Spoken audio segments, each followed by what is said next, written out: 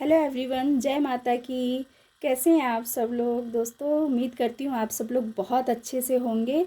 और दोस्तों, आप लोगों ने अभी अभी ये नवरात्रि का जो पर्व चल रहा था इसे अच्छे से मनाया। और अब दोस्तों ये फेस्टिवल सीज़न शुरू हो चुका है। नवरात्रि के साथ ही फेस्टिवल सीज़न की शुरुआत हो जाती है। तो दोस्तों अब जैसे ही ये नवरात्रि समाप्त हुई दोस्तों, तो अब सभी लोग शरद पूर्णिमा की तैयारी में लग गए होंगे।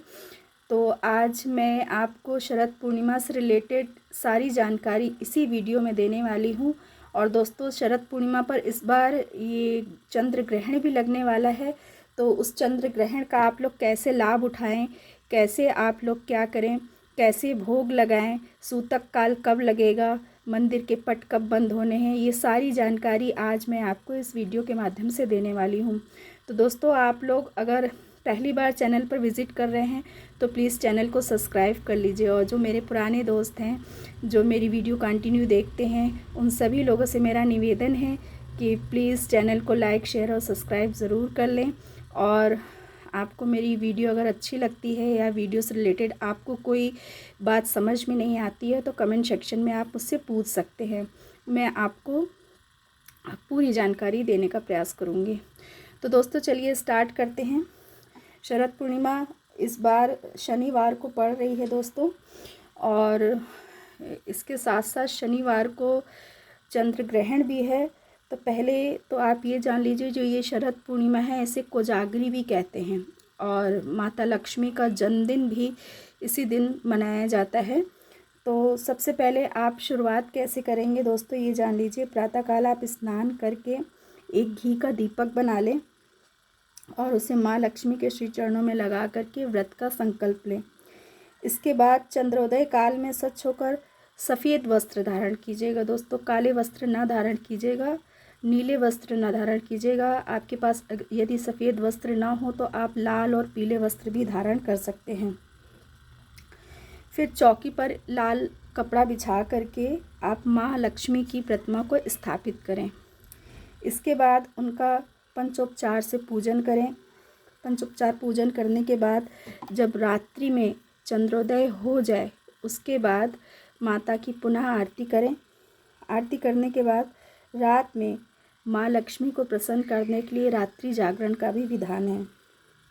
कहा जाता है कि इस दिन चंद्रमा अपने 16 कलाओं से परिपूर्ण होता है। और आज रात महालक्ष्मी को प्रसन्न करने के लिए जो भी व्यक्ति रात्रि जागरण करता है या लक्ष्मी सूक्त का पाठ करता है, कनक धरा स्तोत्र का पाठ करता है, यदि कुछ भी ना हो सके तो आज के दिन आप विष्णु सहस्त्र नाम का पाठ ज़रूर कीजिएगा दोस्तों। इससे आपको अमेजिंग रिजल्ट्स दिखाई पड़ते हैं।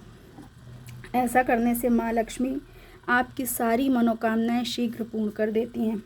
इसके साथ साथ दोस्तों, आज के दिन शरद पूर्णिमा को कहते हैं कि ये जो है ये शरद पूर्णिमा सारी पूर्णिमाओं में बड़ी होती है, जिसे रास पूर्णिमा के नाम से भी जाना जाता है। ये वो दिन होता है दोस्तों जब भगवान श्री कृष्ण में ब्रज क्षेत्र में यमुना के तट पर राधा रानी और अन्य गोपियों के साथ रास रचाया था। इस दिन कई भक्त भगवान कृष्ण का आशीर्वाद लेने के लिए सुबह सुबह यमुना जी में स्नान भी करते हैं।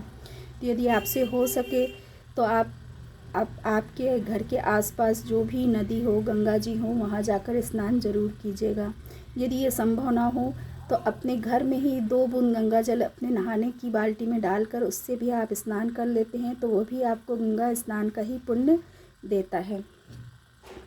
इसके साथ साथ दोस्तों, अब मैं बताने जा रही हूँ कि जो इस दिन चंद्र ग्रहण है उसका टाइम क्या है, कितनी बजे से वो स्टार्ट होगा और कितनी बजे वो समाप्त होगा। तो इसका सूतक काल, चंद्र ग्रहण का जो सूतक काल है दोस्तों, ये 9 घंटे पहले लग जाता है।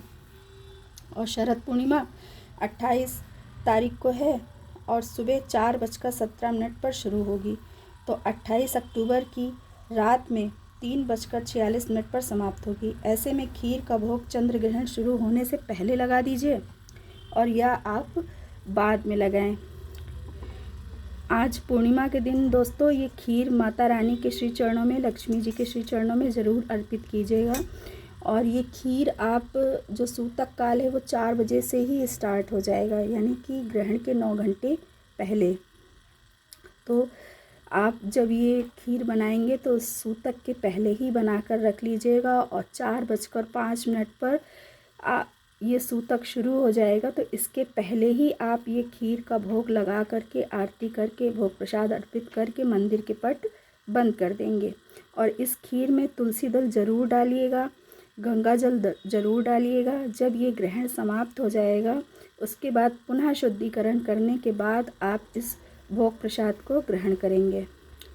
अच्छा, अब बात आती है जब ग्रहण लगा होगा तो उस समय हम ये खीर चंद्रमा की रोशनी में कैसे रखेंगे। तो दोस्तों, जिस समय ग्रहण चल रहा होगा उस समय आप इस खीर के भोग को चंद्रमा की जो चांदनी है उसमें ना रखें। जब ग्रहण समाप्त हो जाए उसके बाद आप कुछ क्षण के लिए खीर को चंद्रमा की रोशनी में रख सकते हैं, जिसमें इसमें अमृत जो है जो बरसेगा तो इसमें समा जाएगा, और फिर उसे आप प्रसाद रूप में ग्रहण कर लेंगे। इसके साथ साथ दोस्तों, आज के दिन जो ये पूर्णिमा है, इस दिन जो आप पूजा पाठ करते हैं, जप तप करते हैं, उसका आपको 100% रिज़ल्ट दिखाई पड़ता है। कुछ ना हो सके दोस्तों, यदि आपको कमल का फूल मिल जाता है तो कमल का फूल आज माँ लक्ष्मी के श्री चरणों में ज़रूर अर्पित करें। और कमल का फूल यदि आपको उपलब्ध नहीं हो पा रहा है तो ऐसे में ये कमल गट्टा ले लें और इसे एक एक कमल गट्टे को ओम ह्रीम श्रीम महालक्ष्मी दिव्य नमः कहते हुए माँ के श्री चरणों में अर्पित करते जाएं। ये जितने आपको मिल जाए उतना अच्छा है, नहीं तो कम से कम 11, 21, 51 ऐसे ये ले लें और इसे माँ के श्री चरणों में ओम ह्रीम श्रीम महालक्ष्मी दिव्य नमः मंत्र बोलकर माँ के श्री चरणों में ज़रूर अर्पित करें। और इसके बाद इसको आप उठा करके अपने धन रखने के स्थान पर रख लें। तो साल भर दोस्तों आपके धन में कमी नहीं होती है और अपार धन आता ही रहता है। इसके साथ साथ दोस्तों, आज ही के दिन से माँ लक्ष्मी की पूजा शुरू हो जाती है और जो दीपावली तक चलती रहती है। तो दोस्तों, इसी क्रम में ये देखिए, ये कौड़ी है जो माँ लक्ष्मी को बहुत प्रिय है। ये कौड़ी भी आज महालक्ष्मी के श्री चरणों में आप ज़रूर अर्पित करें। ओम श्री महालक्ष्मी दिव्य नमः मंत्र बोलकर, और उसके बाद इन कौड़ियों को अपने पूजा स्थान पर रहने दें, और या इसके बाद अपने धन रखने स्थान पर तिजोरी आदि में इसे स्थापित कर दें। तो आपके धन की भी बरकत होती है और आपका घर अन्य धन से भरा रहता है। आपसे कुछ ना बन पाए दोस्तों, तो आप नहीं कुछ कर पा रहे हैं तो इस दिन आप गायत्री मंत्र का उच्चारण ज़रूर करें, क्योंकि ग्रहण काल है। तो ग्रहण काल में जो भी पूजा पाठ करते हैं वो सिद्ध हो जाता है। तो आप या तो हनुमान चालीसा कर लें, हनुमान चालीसा नहीं कर पा रहे विष्णु सहस्त्र नाम का पाठ कर लें, नहीं पढ़ना आ रहा है, नहीं बोल पा रहे हैं तो आप उसे लगा कर सुन भी सकते हैं। सुनते रहिए और भगवान का ध्यान करते रहिए।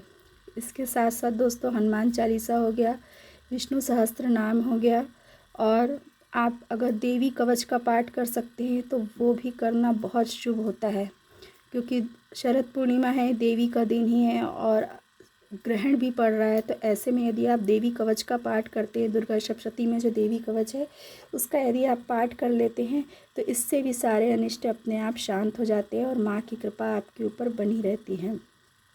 इस दिन क्या ना करें दोस्तों, इस दिन काले और नीले वस्त्र बिल्कुल ना धारण करें, ज़्यादा से ज़्यादा सात्विक भोजन ग्रहण करें और अपने घर में सफाई का विशेष ध्यान रखें। घर को गंदा ना करें, क्योंकि इस दिन माँ लक्ष्मी धरती पर भ्रमण करती हैं और जहाँ जहाँ उनको गंदगी दिखाई देती है वहाँ से वो विचलित होकर चली जाती हैं। तो ऐसा कौन सा व्यक्ति, कौन सा जीव होगा जो माँ लक्ष्मी को अपने घर नहीं बुलाना चाहेगा।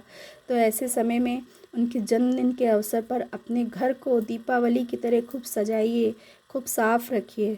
जैसे माँ लक्ष्मी आए तो आपको आशीर्वाद देकर ही जाएं और फिर आपके घर से कभी जाए ही ना, ऐसी व्यवस्था कीजिए। ये सारी जानकारी दोस्तों आपको कैसी लगी? वीडियो से रिलेटेड यदि आपको कोई बात समझ में नहीं आई है तो मुझसे ज़रूर पूछिएगा, और इसके अलावा आपकी कोई जिज्ञासा है वो भी आप मुझसे कमेंट सेक्शन में ज़रूर पूछ सकते हैं, मैं आपको उसके बारे में ज़रूर बताऊंगी। दोस्तों, वीडियो कैसी लगी ज़रूर बताइएगा और कमेंट सेक्शन में जय माता की ज़रूर लिखिएगा। फिर मिलती हूँ दोस्तों इसी श्रृंखला में आगे बढ़ते हुए ऐसी ही छोटी छोटी जानकारियों के साथ। तब तक जय माता की।